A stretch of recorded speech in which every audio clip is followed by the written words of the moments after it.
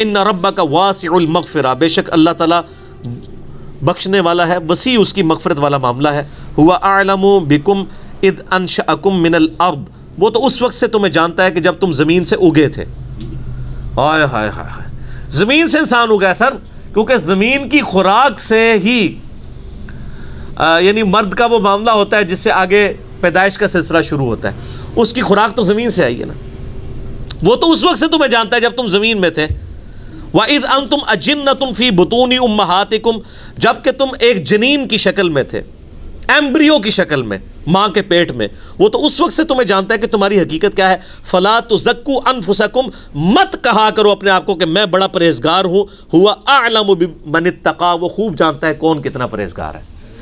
یہ بڑے بڑے لامے بنے۔ یہ آپ مجھے بتائیں، یہ آیت ہوتے ہوئے یہ کہنا جی شیخ عبد القادر جیلانی نے فرمایا کہ جی جو میرا مرید ہوگا میں اس وقت تک جنت میں نہیں جاؤں گا جب تک کہ جنت میں نہ لے جاؤں۔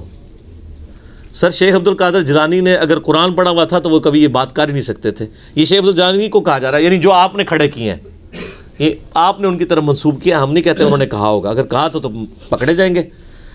اگر کسی شخص نے یہ آیت پڑھی ہوئی ہے کہ اپنے آپ کو نیکوکار مت کہو، وہ خوب جانتا ہے، تو وہ اس وقت سے جانتا ہے جب تم، یعنی جس کی حقیقت یہ ہے وہ اتنے بڑے بڑے دعوے کرے گا،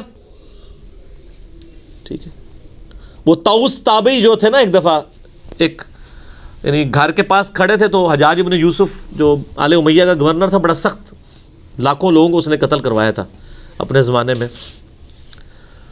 تو وہ انہوں نے اس کے لیے راستہ نہیں چھوڑا۔ اللہ کے نیک جو بندے ہوتے تھے نا، یہ آپ والے نیک نہیں جو آپ کے انڈیا پاکستان بنگلہ دیش والے ہیں، یہ تو درباروں پہ ہی بیٹھے رہتے ہیں اور بادشاہوں کے لے کے مطلب بعد میں وظیفے کھاتے رہے ہیں، اور پہلے بھی ان کی نہیں بات کر رہا۔ تو وہ جان بوجھ کے ایک میسج دیتے تھے متکبرین کو کہ تم تکبر کرتے ہو، تکبر تو صرف اللہ کے لیے۔ تو وہ سواری آ رہی تھی اس کی حجاج ابن یوسف کی، تو طاؤس تابعی جو ہے وہ نہیں ہٹے، کھڑے رہے اپنی جگہ پہ۔ تو وہ بڑے غصے میں پاس آیا، کہتا تو جانتا نہیں کہ میں کون ہوں؟ تو وہ جو طاؤس تابعی عبداللہ ابن عباس کے شاگرد تھے، انہوں نے کہا حجاج میں تمہیں خوب جانتا ہوں،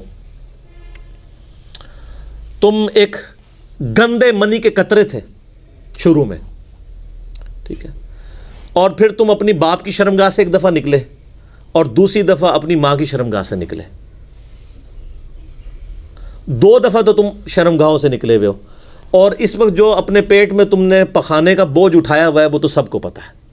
تو تمہاری اصل گندگی سے شروع ہو کے گندگی میں، اور پھر مر کے قبر کے کیڑوں کا حصہ تم نے بننا ہے، ٹوٹل تمہاری لائف یہ ہے۔